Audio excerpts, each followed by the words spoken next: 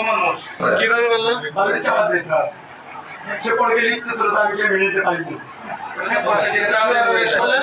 বাড়ির চাপা দিয়েছে তার ভোল্টেজ থেকে আগে স্যার জি স্যার আমি মেরে যাতে এগুলো ফোন দিচ্ছি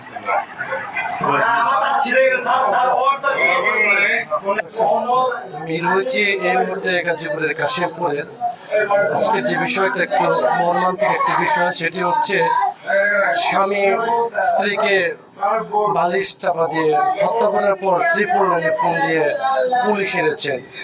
দর্শক আমি যদি একটু দেখাই যে এই মুহূর্তে যে যে স্বামীটি তাকে মানে বালিশ চাপা দিয়ে মেরেছে, তার যে অবস্থা সেটাতে 2 বছরের একটি বাচ্চা এবং 2 মাসের একটি বাচ্চা কিন্তু রয়েছে এই মহিলাটি যাকে মেরে ফেলা হয়েছে। আমি কথা বলেছিলাম যে কেন মারা হলো, তিনি আমাকে বলেছিলেন যে পরকীয়া। দর্শক